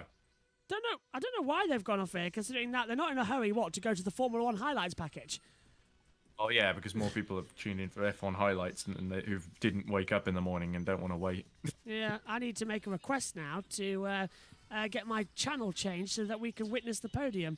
Otherwise, it's a bit Right. pointless. You want me to exit out then, so I'm not just watching Oh no, it's all right. You can stay there. As it comes through, I can Alright. send the magic of texts, which basically Right, well, I says, can't wait to see Pico's post-race interviews this time. So I'm supposed to write a report as well for Formula E Zone in a moment about that race. So I'm not sure where I'm going to start really. Well, I suppose Evans does yeah. it again. How about Evans becomes emperor? I think that's The a Emperor's great new title. clothes Yeah. are Jaguars. I think that's a great one. I Yeah. don't know. Right, while we're So- waiting, let's go through the race results because we can't hear the top three at the moment. It's Mitch Evans who is the fastest and has taken victory here once again in Rome. Eric Verne is second. Robin Friends is third. Andre Lotterer fourth. Stoffel van Dorn goes P5. Sixth for Pascal Verlaine. Seventh for Oliver Turvey. Eighth, Lucas de Grassi. Ninth, Sebastian Buemi. Oliver Askew takes 10th position as well. Bingo! Thank you very much. We've got access to your sport now, which is always great news. Thanks, Megan. I think she's changed it over, and I think it was her. Anyway, on the board as we come through. Appreciate it, Miss Birch. Doing us all a favour. She'll be joining us. That's a shame uh, Channel 4 had to leave like that, but I guess it's a numbers game in the end that more people Yeah. watch F1 highlights than the post-race Formula E coverage. But yeah, it's a real shame. It really shows where the sport's at right now, doesn't it? Megan's just texted me Right. saying done. Thank you, Megan. She'll be joining us for the MotoGP race later on today.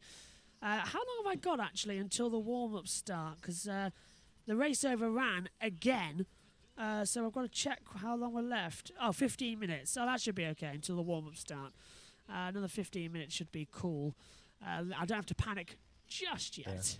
Found a use for my little Italian flag, by the way. Rather than write Rome ePrix, just put the Italian flag. So there we go. Oh, brilliant. Mitch Evans is about to be talked to, and then Vernon Friends. Rome double header, Rome double winner. How did you do it? I don't know. It feels like deja vu. As I said on my in-lap, this is a result of pure graft, hard work. I just want to thank everyone on the team because the last 8 weeks has been insane, the amount of work that's gone into it, and this is the proof.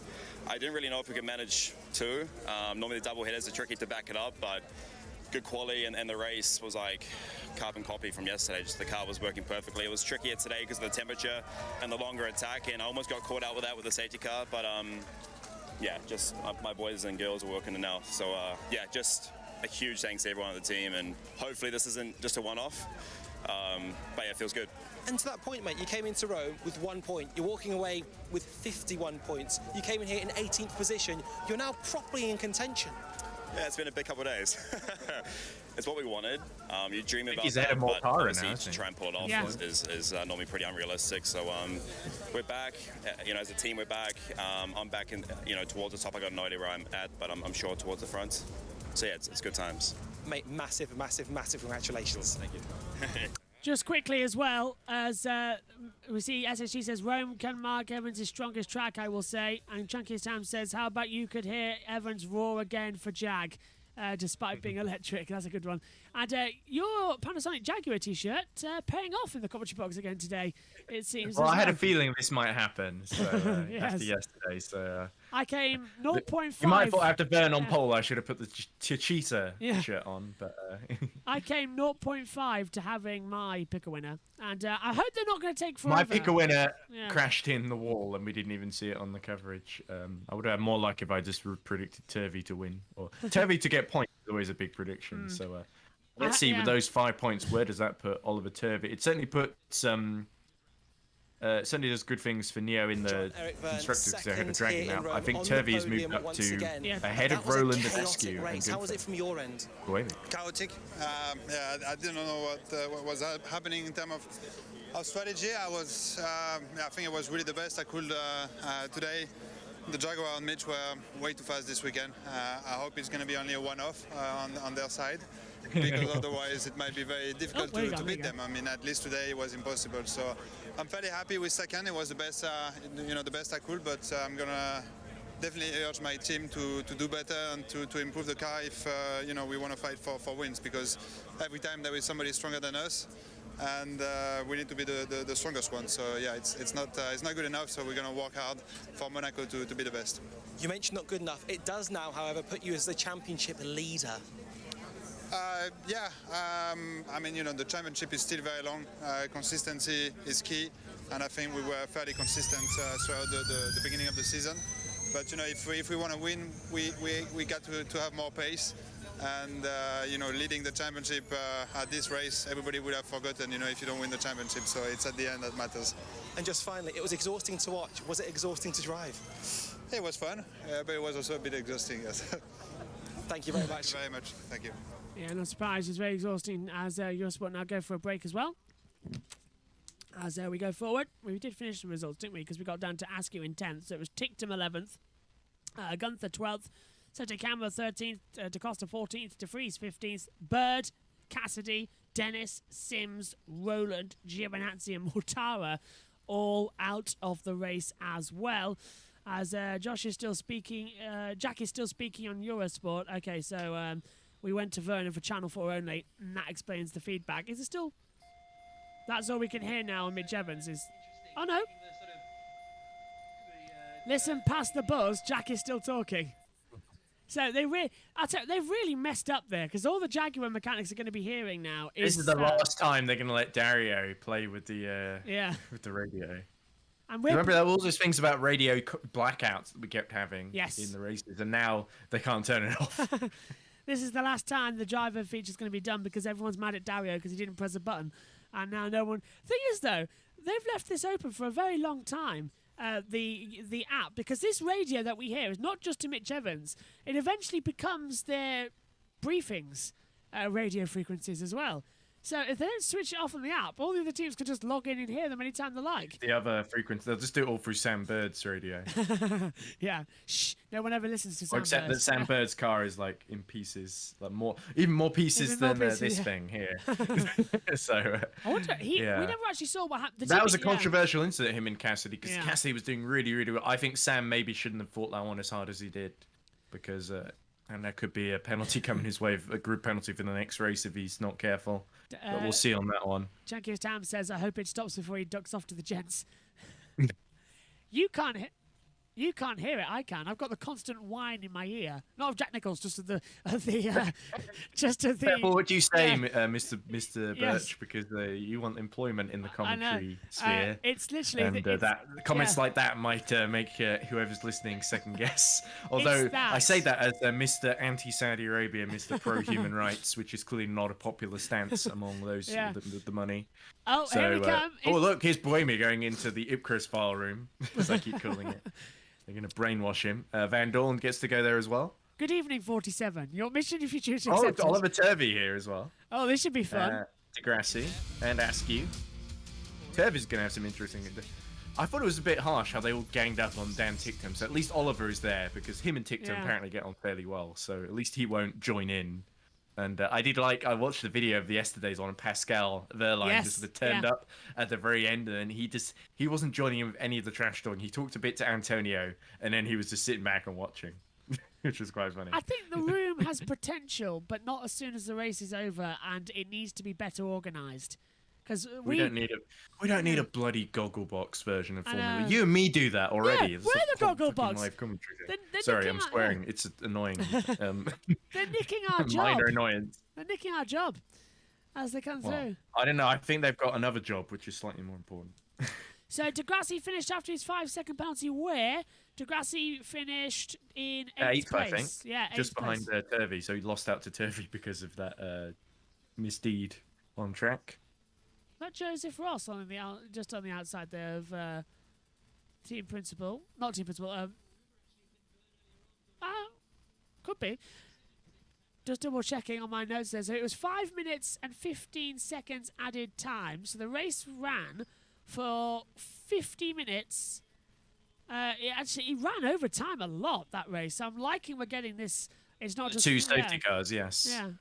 I'm liking it's not just, okay, we'll have this 45 minutes plus 1 lap, and that's it. That's all you're getting. It is going to mess up all the media schedule. So Mr. Pickering, with the interviews later on, it's going to have a bit of a time. I haven't heard from him yet. I said, well done, because Evans has done the double. Pico's prediction strikes again, because he always, more often than not, seems to predict correctly who's going to perform. I only got one prediction right this year, which was Mortara winning the second race in Saudi Arabia, which I didn't even watch.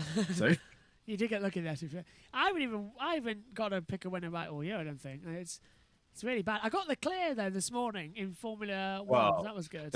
Formula 1 is slightly easier to predict sometimes, Yeah, especially it is. Australia. Even with the changes, Verstappen dropping out with hydraulic failure kind of decided it, really. But even before then, Leclerc was pulling away. It was a very interesting thing. Anyway, onto the podium at the moment. Oh, hello. Thank you. I've just been given some Galaxy. Thank you very much. Some nice... Or maybe I should have some Yes. chocolate after this as well. Oh, thank you. Thank you very much. Nice Galaxy chocolate. Other brands are available. I've got like chocolate only downstairs. I should probably say Always that as think well. of that song by the Police whenever I eat it. I feel so chocolate alone. I should probably say as well, other chocolate brands are available. But it's a nice. No, that's what I was saying. I'm promoting another chocolate brand. So Yes, yeah. we're in Oh, good. opposition now. You covered and me are enemies. Yeah. I like dairy milk as well, to be fair. Right, here we go. Don't say I don't do anything for you guys. Ah, look at Here's that. your podium. I haven't had to change the New Zealand flag for Mitch Evans, of course, but I've had to put the Frines in third rather than second, and the French flag for Verne. So is it only Verne? So yesterday's podium, if I find my notes from yesterday somewhere around Well, here. Van Dorn instead of Verne, basically. Yeah, it was. Van Evans, Dorn was fourth as well. No, Lotter got him, didn't he? Because Van Dorn gave the position back. So that could well come. Yeah. I wonder if that decision might come back to bite Van Dorn at the end. Yeah, Because amazing. I wonder if they should have kept the fourth place and then fought it out with the stewards later on. Amazingly. But still, that's good points for Van Dorn. It's been a good weekend for Van Dorn. Not a great weekend for Nick de Vries, actually. Mitch Evans onto the podium then. 2 wins in the double. What a fantastic weekend. As Ed and me discussed earlier on, he becomes the 3rd driver in Formula E history to take doubles. Prost, Got him celebrating now. There we go. Prost did it in season 2 in London. Bird Yeah, did I remember. I was there. Yeah. I saw him do it. Bird did it season 3 in New York. Evans does it season 8 in Rome. And for the second time, we're going to hear both the New Zealand and the British national anthem on the board.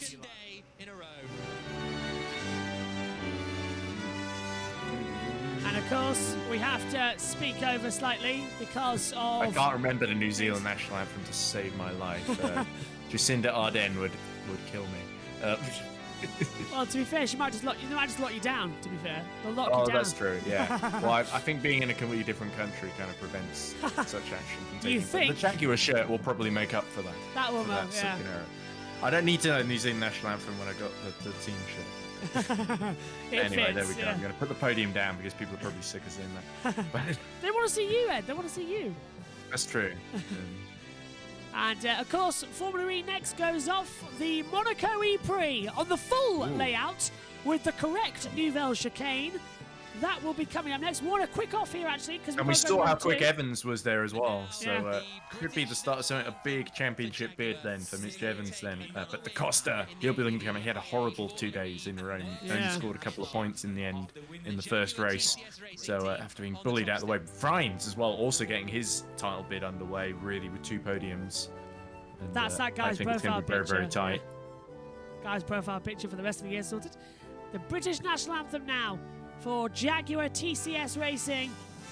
One thing I love is that it's a traditional orchestra playing the national anthem, so you get it done correctly. Not what Formula 1 have, where it's butchered a little bit. This is how it's truly meant to be played. Do you want the new Drivers' Championship standings, or provisional at the moment anyway? Over you go. Okay, Jean-Eric Verne leads on 60 points. Wow. 2 ahead of Robin Frines on 58. Van Dorn is 3rd on 56. Is 4th on 51. Ahead of Mortara, who didn't score any points today. He's still 5th on 49 points. Lotter is 6th on 43. Verline 7th on 42 points. De Vries 8th on 38 points. De Grassi 9th on 29. Jake Dennis rounds out the top 10 on 26 points. Fantastic. We are on a quick off, unfortunately. So we've only got 2 minutes to go. So we've done the anthems. The trophies all played out. Blah, blah, blah, blah, blah. Champagne time. All good. Good, great news. Well done. Round of applause, everyone. Let's see you in Monaco. We are on a quick off because we've got to get to Moto 2 for their warm-up session. Then, of course, got to do Moto GP. It's only 10 minutes and we sadly have to miss a bit of Moto 2. Mercedes lead the team championship. Mercedes go on 94. Porsche on 85. DS Cheetah on 80. Wow. So it's a So big gap. Rocket Venturi down to 4th. I'm just texting Megan as well. Can you, James? Ed, what's been your moments of this weekend then? It's been some classic races here in Rome, classic Formula E.